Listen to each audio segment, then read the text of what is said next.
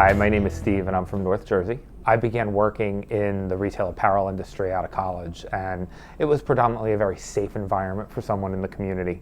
And surrounded by a lot of members of the LGBT community, a lot of women. It was a very open and accepting industry. I spent about 10 years in that industry and made the move into financial services, which was a little daunting at first when I started to make the move. And when you change jobs, there's a lot of different things that go through your head. I'm in a new industry, I have to meet new people.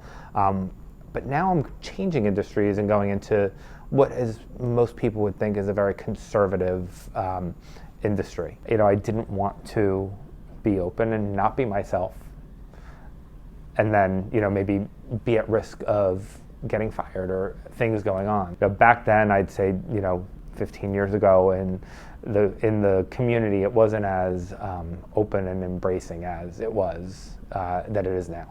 I went in probably a little bit more uncomfortable than I would have in my previous role.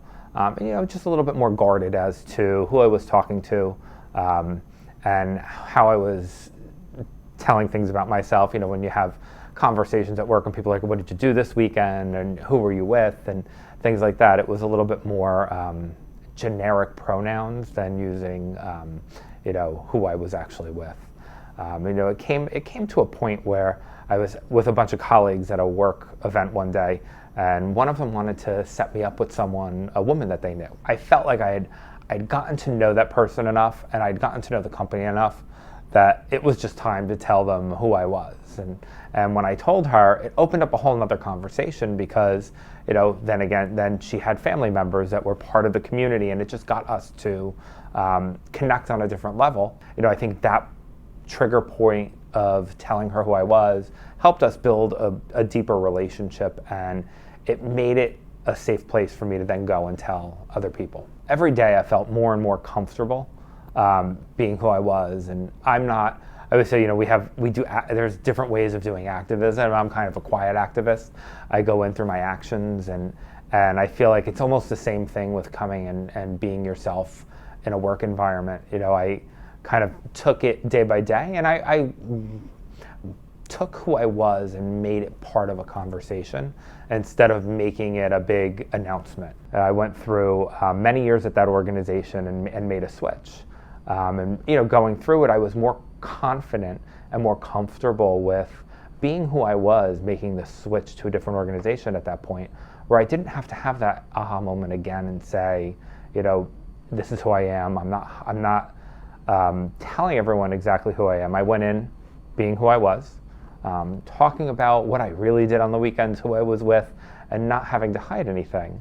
And by doing that, it gave me the opportunity to get more involved in our employee resource groups, our diversity councils, chamber events in the LGBT community. And that opportunity led me to build my career and to be able to start our LGBT business development program, where now leveraging who I am has been able to help us, me as an individual, build my career, and us as an organization build who we are in the LGBT community. I look back on my career and I don't think I'd be where I am today if I hadn't had that moment that told me it's okay to be who you are, embrace who you are, leverage your differences to really make an impact every day and to build a community around who you are.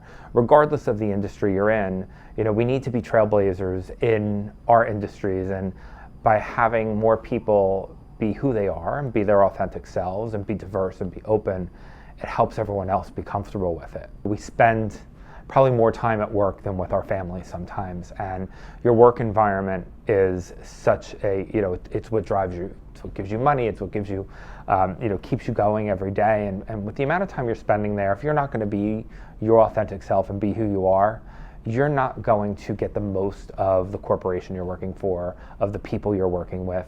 By hiding who you are, you're missing all of the great pieces of learning that you can get from everyone else. And it's also just a great way to, if you're hiding something, you're not going to be performing at your top. So by being who you are, letting people know who you are, and feeling comfortable, you're really increasing your performance, increasing your opportunities, of building yourself and finding, some great friends and mentors and people in the community.